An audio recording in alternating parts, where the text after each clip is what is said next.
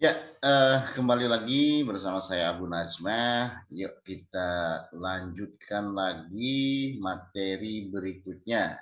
Ini video ketujuh ya, teman-teman ya.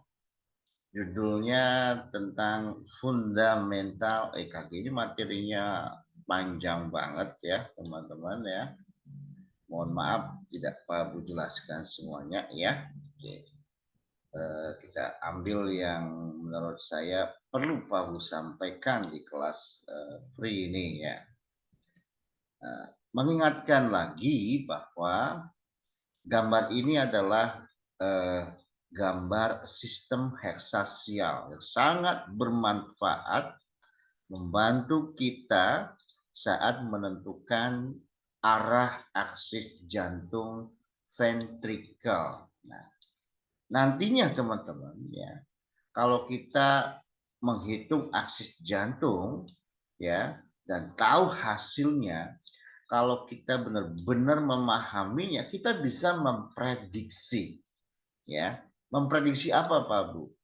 Mungkin dulu ya sebelum belajar teman-teman pasti ada yang bingung atau umumnya bingung. Kenapa ya kompleks QRS jilid 3 misalkan atau di lead AVL misalkan, kok negatif ya, sementara yang lain positif misalkan ya. Ya kemana dulu aksis jantungnya ya, kemana dulu aksis jantung ventrikelnya ya, begitu teman-teman ya. Nah, nanti kita kan akan belajar ya, belajar eh, menghitung atau menentukan kemana arah aksis jantungnya nanti, nggak sekarang, sabar, mungkin di video ke-8 atau ke-9 ya gitu. Ya, jadi sekali lagi teman-teman ya, kalau kita sudah memahami aksis jantung ya, kita akan bisa memprediksi ini, contohnya seperti ini. Misalkan teman-teman sudah menentukan nih arah aksis jantung yang sebenarnya, exactly arahnya, akurasinya 100%. Begini loh arahnya sekian derajat. Misalkan yang ini warna merah ya. Ini arah aksis jantung ventrikelnya. Oke, mengarah ke kiri ke bawah. Nah, nanti ya teman-teman kalau mau memprediksi kira-kira kompleks morfologi kompleks QRS pada lead tersebut sebenarnya masih normal atau tidak ya. Nah, caranya teman-teman bikin aja garis tegak lurus yang warna hijau, tegak lurus dengan mana Pak Bu? Dengan aksis jantung yang sebenarnya, dengan arah aksis jantung yang sebenarnya. Misalkan yang warna merah ini ya, gitu. Jadi nanti teman-teman, siapapun elektroda positifnya yang ada di area sini, ya, kelihatan ya kursornya. Siapapun elektroda positifnya yang ada di area sini, contohnya apa? Ini ada lead AVL nih, ya enggak? Maka lead AVL, kompleks QRS-nya harus dominan positif. Lead 1 juga demikian, masih di area positif, ya kan? Harus dominan positif kompleks QRS-nya. Oke? Lead 2 jelas arah banget, ya kan? Pasti akan positif kompleks QRS-nya. Oke? Di sini ada lead berapa nih di jam 6? AVF. AVF juga kompleks QRS-nya harus dominan positif.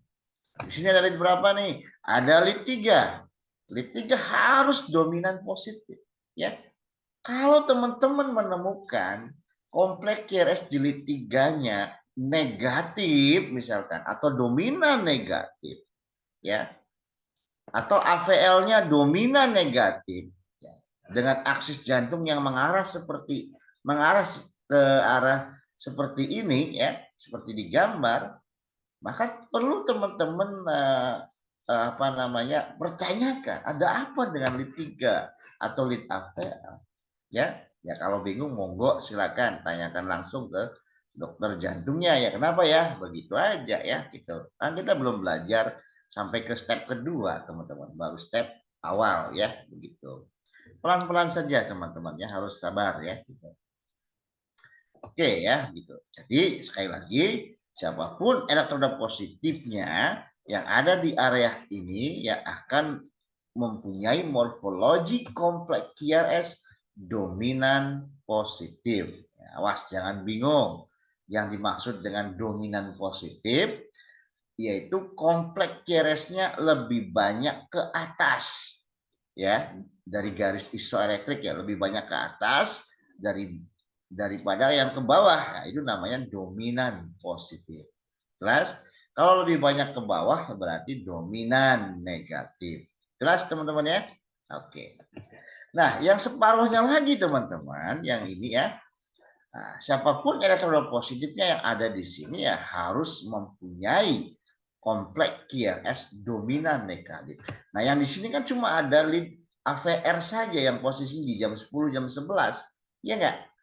Ya, makanya lead AVR selalu kompleks QRS-nya mempunyai morfologi dominan negatif. Jadi kalau teman-teman menemukan kompleks QRS dominan positif, ya berarti ada masalah nih ya, banyak masalahnya ya. Mungkin elektrodanya salah pasang, ya misalkan begitu teman-teman ya. Atau memang ada kelainan masalah di konduksi jantungnya ya, bisa saja ya begitu. Jelas teman-teman ya?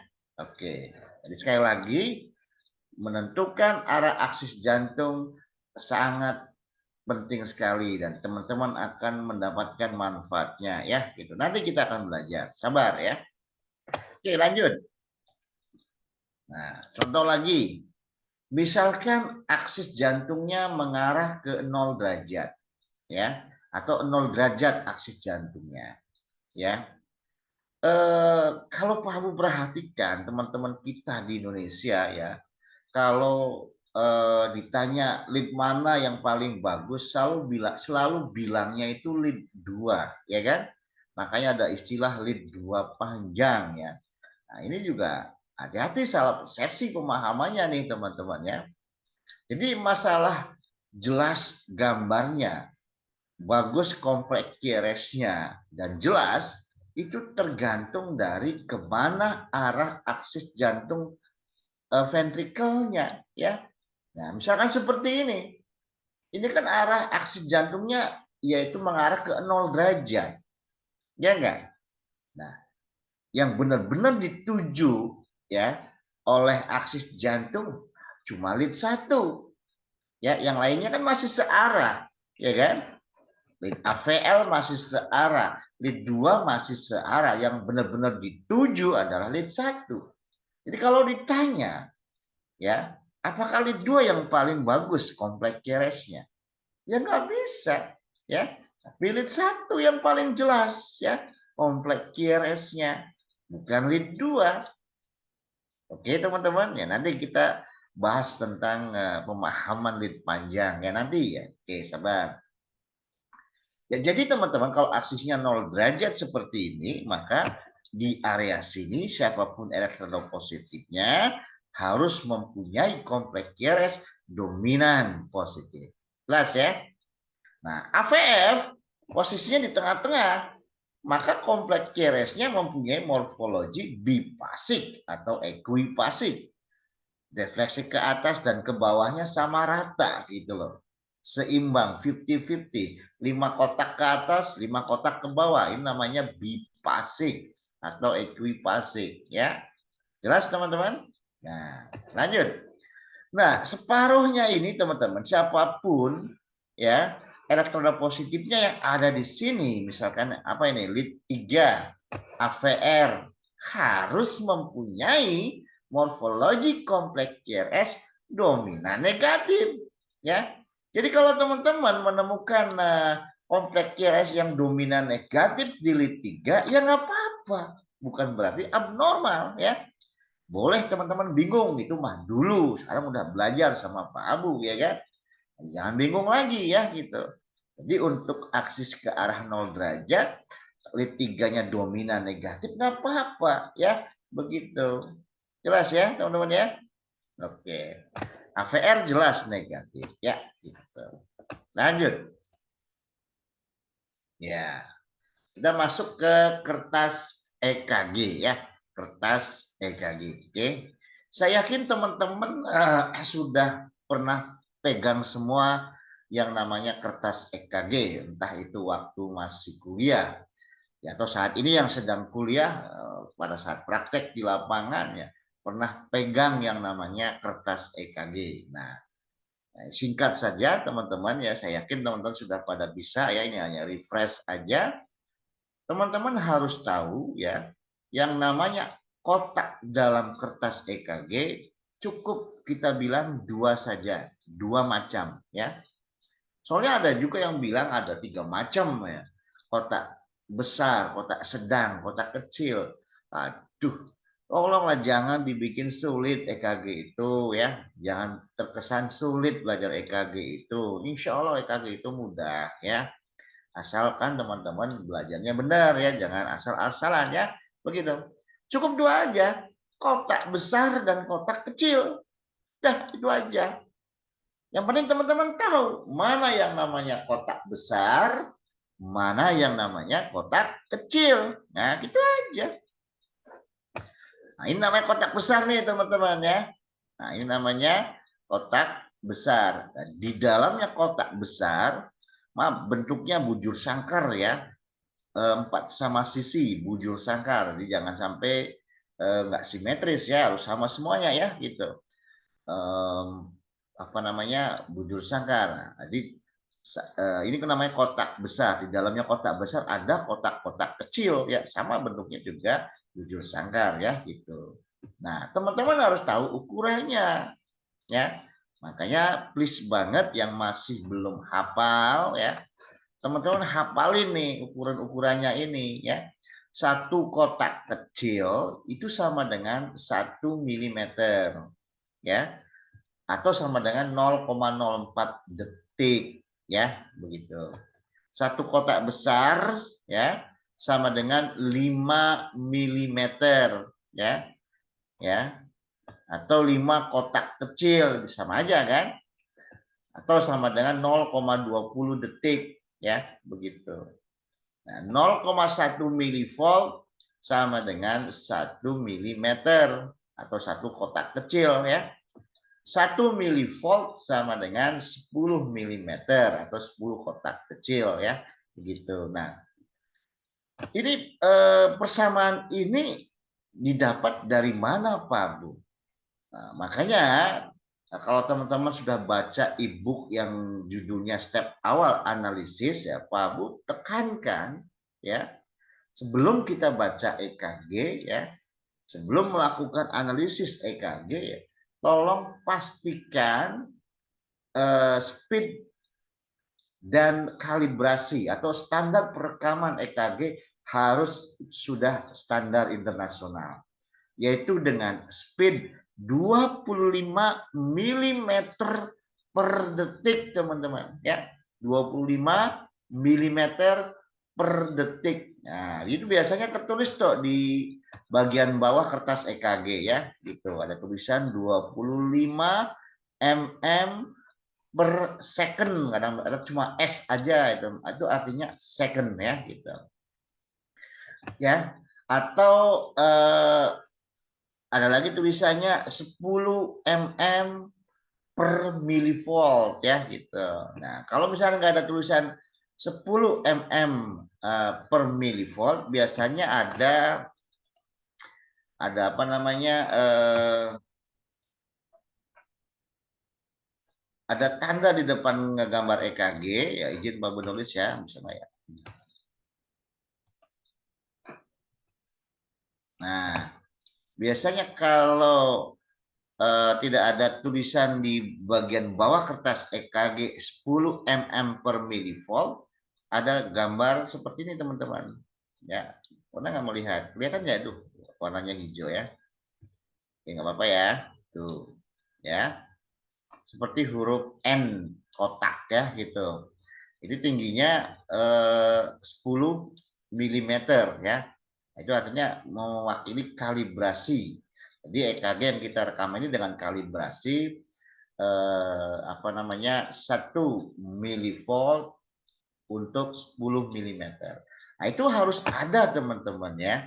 Harus harus ada ya gitu di kertas di bawah ini gitu loh. Nah, makanya kalau misalkan kita tidak mengeceknya ternyata ada perubahan atau ada yang merubah tanpa disengaja atau mungkin lupa ya gitu. Ya ini nggak berlaku bersamaan ini. Makanya tolong sebelum kita melakukan analisis ya tolong cek dulu apakah speednya sudah betul atau belum ya begitu. Pak Bu, speed dan kalibrasi itu boleh dirubah nggak Pak Bu? Boleh-boleh saja ya. Tapi siapapun yang merubah harus tanggung jawab ya. Harus jelas nih ya. Apa alasannya ya gitu loh. Apakah karena bertabrakan nih gelombang S dengan gelombang R-nya? Biasanya kan begitu kalau EKG-nya nggak bagus tuh ya. Yang murah biasanya kan begitu. Bertabrakan gitu ya kan. Boleh dirubah. Tapi ya kalau sudah selesai dengan pasien tersebut ya tolong dirubah lagi siapapun yang merubahnya. Dibalikin lagi jangan sampai ganti pasien belum dirubah. Bisa kacau ya. Ya. Masih banyak loh teman-teman Pak Bu dapat konsulan EKG ya. Speed dan kalibrasinya masih tidak standar. Ada yang setengah kalibrasinya, speednya tidak sesuai ya begitu. Tolong ya teman-teman dicek lagi mesin EKG-nya kan kita bisa rubah manual ya. Kita kotak-ketik aja apa namanya otak-atik ya di mesin EKG-nya. Speednya harus 25 mm per detik ya. Kalibrasinya 10 mm per milivolt. Jelas ya teman-teman ya. Oke, sekali lagi speednya berapa tadi? 25 mm per detik. Nah, sama saja 25 kotak kecil per detik. Nah, sama saja 5 kotak besar per detik. Nah, ya kan? Nah, tolong jangan sampai nggak tahu nih, ya. Kan sama aja, 25 mm per detik, 25 mm per detik, 25 kotak kecil per detik, 25 5 kotak besar per detik. Ya, jadi 1 detik itu 5 kotak besar. Pak ulang lagi. 1 detik 5 kotak besar ya, begitu. Oke. Lanjut ya, teman-teman. Oke, berikutnya kita langsung belajar eh, apa namanya morfologi gelombang EKG, mengenali morfologi gelombang EKG ya. Nah ini Pak Bu nggak akan apa namanya lama-lama di sini ya, karena sudah Pak Bu buatkan juga videonya di YouTube khusus yang ini ya. Gitu. Apa sih tujuannya mempelajari ini ya? Asal teman-teman tahu ya, gambar EKG saat di kelas atau saat kita belajar ya belum tentu sama persis seperti gambar EKG di lapangan gitu loh. Ya. Oke, bisa saja gelombang P lebih besar dari gelombang T atau P lebih besar dari kompleks QRS, T lebih besar dari kompleks QRS ya gitu. Itu udah biasa. Makanya teman-teman harus tahu dulu yang normalnya ya. Normal hasil rekaman EKG itu apa dulu yang muncul gitu. Gelombang P harusnya munculnya di sini nih normalnya ya, sebelum kompleks QRS ya. Setelah kompleks QRS baru muncul gelombang T. Nah, paling tidak kita punya standarnya dulu yang normalnya. Nah, tapi ingat ya, nggak selamanya gelombang P sama persis dengan yang kita dapatkan waktu belajar. Ya, nanti pada saat di lapangan kita menemukan kok gelombang P-nya kok kayaknya nggak ada ya, atau kecil banget ya, misalkan begitu. Atau kompleks ratio kecil banget ya kayak gelombang P misalkan. Bisa Pak? Bisa sekali ya, teman-teman ya. Oke, jadi untuk materi ini teman-teman lihat aja di video YouTube yang lainnya ya gitu.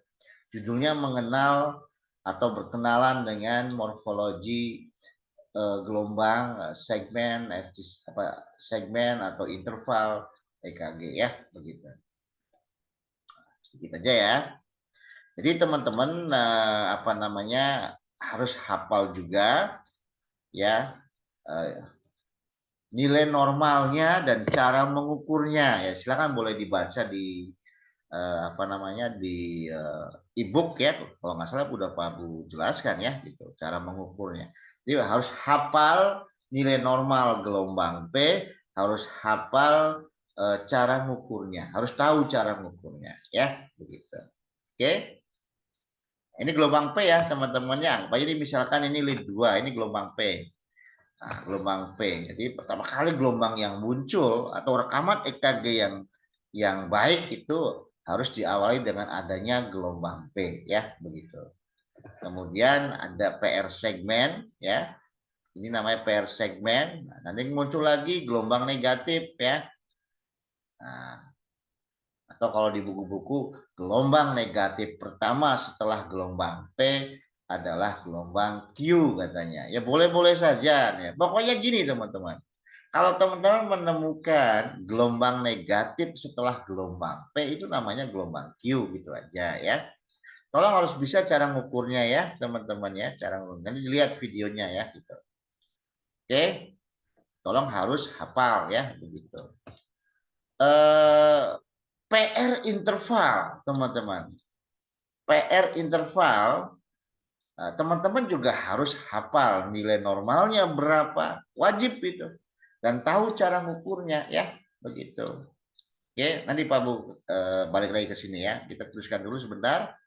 Nah, ini gelombang R ya teman-teman ya. Nah, di gelombang R itu eh, gelombang positif ya. Bisa setelah gelombang P. Ya, jadi jangan punya persepsi habis gelombang P itu harus gelombang negatif. Enggak. Tergantung lead mana yang kita lihat ya gitu. Yang penting teman-teman jangan bingung ya. Kalau ada gelombang positif setelah gelombang P itu namanya gelombang R ya. Begitu. Kalau ada gelombang negatif setelah gelombang P namanya gelombang Q ya. Begitu teman-teman. Nah, lihat harus tahu ya cara ngukur tinggi gelombang R ya. Gitu. Silakan dibaca di modul ya apa di eh, apa di e-book ya. Atau kalau yang sudah ikutan kelas dengan Pak Abu, Pak Abu kan kasih modul yang lengkap isinya ya, gitu bisa dilihat di sana ya. Gitu. Nah, gelombang negatif setelah gelombang R ya namanya gelombang S ya, gitu. Harus bisa ngukurnya ya teman-teman ya, cara ngukur gelombang S. Nah, ini ST segmen ya, gitu. Nah, Pak Abu kalau misalkan nggak ada gelombang apa namanya, nggak ada gelombang R-nya gimana Pak Abu? Nah, seperti ini nih, izin ya, saya tulis oret-oret dulu. Nah, misalkan ada P ya. Kemudian langsung begini teman-teman. Ya jangan bingung ya. Ini P ya. Ini kan gelombang negatif. Gelombang negatif setelah gelombang P ya namanya Q. Kan begitu. Ya enggak? Karena nggak ada gelombang R-nya berarti gelombang S. Ya, begitu. Jelas ya teman-teman ya? Oke. Ya, lanjut. Ya, ini gelombang T ya. Gitu. Tolong harus hafal ya nilai normalnya. Nilai normal di prekordial berapa, nilai normal di ekstremitas berapa. Ada semua kok di modul ya gitu. Ya. Nggak tahu di e-book Pak Bu ada nggak ya? Kalau di modulnya Pak Bu lengkap ya yang sudah ikutan dan belajar dengan Pak Bu ya, lihat aja di modul ya gitu. Oke, kita balik lagi ke PR interval ya. Jadi PR interval ini penting banget teman-teman. Makanya tolong jangan sampai teman-teman nggak tahu nilai normalnya. Jangan sampai nggak bisa cara mengukurnya ya. Nah, ada yang tahu nggak nilai normalnya ya? Pasti tahu lah ya. Lihat di modul ya 3 sampai 5 kotak kecil, 3 sampai 5 mm atau 0,12 detik sampai 0,20 detik ya gitu.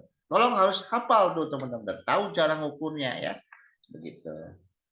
Kemudian kompleks QRS ya, kompleks QRS juga harus tahu nilai normalnya dan harus tahu cara mengukur lebar kompleks QRS ya. Gitu. Nanti lihat di apa video tentang ini ya teman-teman ya gitu. Nggak terlalu lama ya, teman-teman. Oke, apalagi nah, PP interval ya antara P dengan P ya. RR interval ya antara R interval ya gitu. Oke, kalau nggak ada gelombang R-nya bagaimana Pak? Ya pakai QQ interval, SS interval. Itu aja ya. Begitu. Tolong sekali lagi Pak Bu ingetin ya. Kalau teman-teman niatnya ingin bisa baca EKG ya, jangan sampai nggak tahu nilai normal gelombang P dan jangan sampai nggak bisa cara mengukurnya. Oke, nilai normal kompleks QRS ya, harus bisa cara mengukurnya juga. Nilai normal PR interval, tahu juga cara mengukurnya. Tolong harus bisa ya teman-teman, klik di website banyak kok tentang apa itu bagaimana cara mengukurnya ya begitu. Oke ya teman-teman ya. Oh ya satu lagi QT interval ya harus tahu juga ya cara mengukur QT interval ya begitu. Oke lanjut satu lagi yang namanya ST segmen ya. ST segmen. Kalau Pak Bu tanya ini bagaimana cara menentukan ST segmen yang mengalami depresi dan yang mengalami elevasi? Kadang masih bingung nih teman-teman ya. Ada yang ngasih taunya lihat dari ST segmennya gitu ya. Dari ST segmennya bagaimana coba digambar ke depan. Pas digambar gambarnya nggak karuan gitu. Nah, jadi untuk menentukan ST segmen apakah mengalami depresi ataupun mengalami elevasi ya. Nah, teman-teman jangan lihat dari ST segmennya, tapi dari titik J point-nya ya. Nah, titik J point ya. Ini teman-teman ya, namanya titik J point. Apa itu Pak Bu titik J point? Titik J point itu titik akhir dari kompleks QRS. Bukan akhir gelombang S. Titik akhir kompleks QRS. Normalnya harus di garis isoelektrik teman-teman. Normalnya. Jelas teman-teman ya? Jadi kalau teman-teman menemukan titik J point-nya di atas garis isoelektrik, berarti ST segmennya mengalami elevasi. Ya, kalau di bawah garis isoelektrik namanya ST depresi. Ya, begitu teman-teman. Nah, ada yang nanya lagi, Pak Abu, dikatakan ST segmen mengalami elevasi ataupun ST depresi, berapa naiknya atau berapa turunnya Pak Abu dari garis isoelektrik? Nah, kalau teman-teman maaf nih, kalau teman-teman bertanya boleh bertanya seperti itu, tapi menandakan teman-teman nggak paham tentang EKG ya gitu. Ya, ingat ya, kita selalu diingatkan oleh guru-guru kita ya, entah itu di kelas BTCLS, ACLS ya, atau waktu kita ikutan pelatihan EKG misalkan ya, mereka selalu bilang ya, don't treat monitor atau don't treat EKG ya. Apa dong? Kita treatlah clinical pasiennya. Jadi kalau kita ambil maknanya, apapun perubahannya gambaran EKG teman-teman, kalau tidak didukung oleh klinis pasiennya ya nggak ada artinya. Ya, jelas teman-teman ya. Jadi kalau pertanyaannya berapa titik J point naik di atas dari garis isoelektrik dikatakan ST elevasi, berapa turunnya titik J point dari garis isoelektrik dikatakan ST depresi, berapapun ya, berapapun naiknya atau turunnya ya, jika didukung oleh klinis pasiennya kita harus worry ya.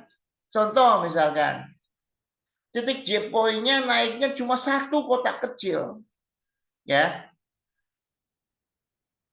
tapi pasiennya mengeluh keluhan yang khas misalkan koroner ya gitu, terus kita bilang masih normal nggak apa-apa karena di bukunya Pak Abu atau di modulnya Pak Abu 2,5 misalkan ya, seperti itu. Nggak boleh begitu teman-teman. Kita boleh pegang salah satu referensi atau beberapa referensi. Tapi kalau di lapangan, jangan kaku. Ya, jelas ya? Jadi berapapun naiknya kalau didukung oleh klinis pasiennya kita harus worry. Jangan bilang nggak apa-apa, ulang lagi EKG-nya ya. Nah, ya kita boleh-boleh aja kita ikuti referensi ini. Katanya kalau di prekordial umur 40 tahun ke atas harus sekian-sekian. Boleh gitu ya. Kalau teman-teman nggak pusing ngapalinya ya. Saran Pak Abu ya, tolong perhatikan klinis pasiennya, riwayat penyakitnya dan lain sebagainya teman-teman ya. Begitu. Jangan sampai kayak tadi ya.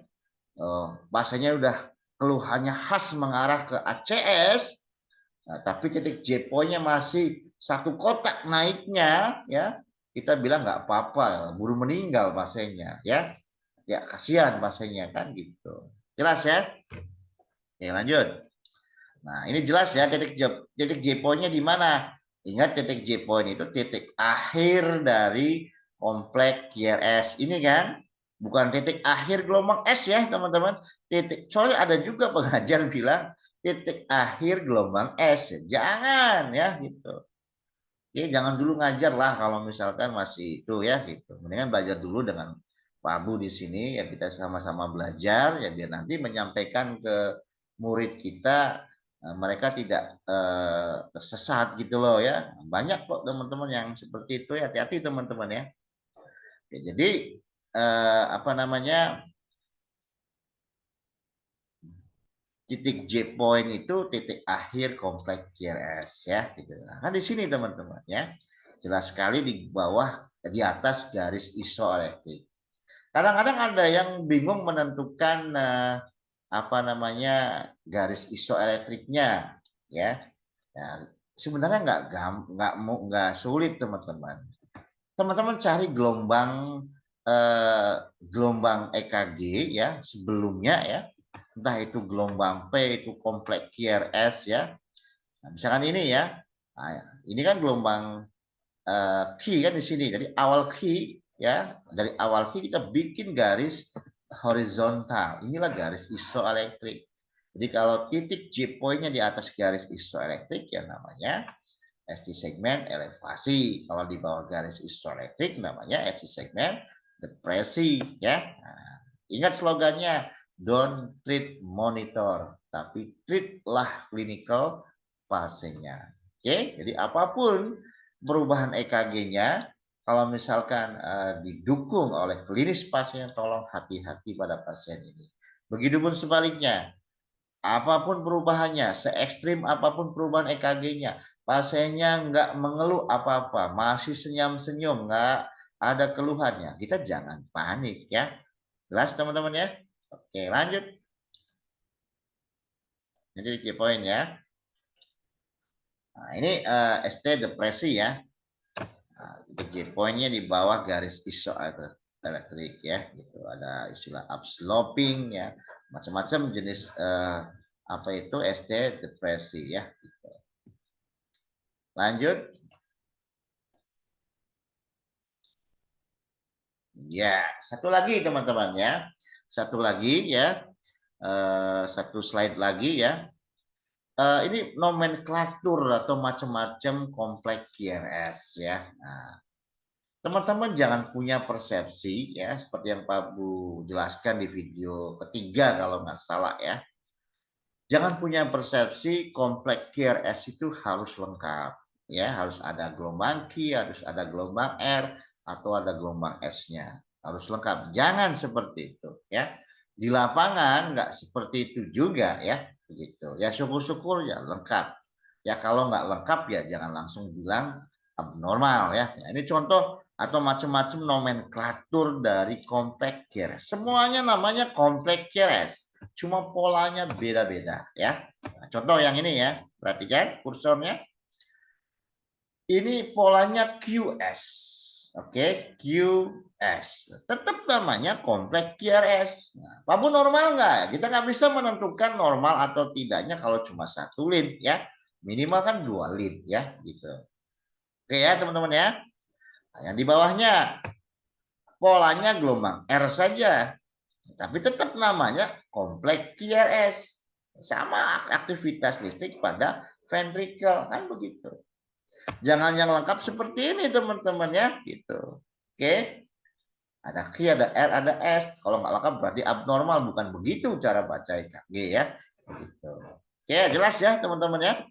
Nah, tolong diperhatikan ini macam-macam kompleks ya, biar nggak tertukar dengan gelombang T atau dengan gelombang P ya, begitu. Dan bisa saja morfologi kompleks keres itu kecil, bisa aja lebih kecil dari gelombang P, bisa aja lebih kecil dari gelombang T. Yang penting tadi teman-teman sudah tahu apa namanya eh, penempatan gelombang-gelombangnya. P itu di mana, yaitu sebelum kompleks QRS ya. T itu di mana setelah kompleks QRS, habis gelombang T itu gelombang P ya, begitu. Oke, nah, nanti tinggal kita lihat macam-macam apa variasi-variasi gambar EKG di lapangan. Ada yang sama persis seperti yang kita lihat di kelas ya, ada juga yang kadang-kadang beda ya, begitu. Mudah-mudahan dengan adanya ini ya teman-teman tidak apa namanya tidak tertukar ya, begitu. Jelas ya? Pak Bu, ada huruf kecil dan huruf besar ya. Jadi kalau gelombangnya ada dua ya, sama gelombangnya tapi ada dua ya. Yang satu pakai huruf kecil dan sama yang gelombang kedua dikasih huruf ditanda kasih tanda aksen ya, begitu. Nah, nanti kenapa huruf kecil dan huruf gede, Pak Bu? Nah, yang kecil itu sebenarnya pada dasarnya hanya untuk membedakan ya. Ini lebih kecil, ini lebih besar. Itu aja gitu. Oke. Oke, tapi memang ada beberapa referensi yang mengatakan kalau voltasenya kurang dari 5 kotak kecil atau 5 milimeter pakai huruf kecil.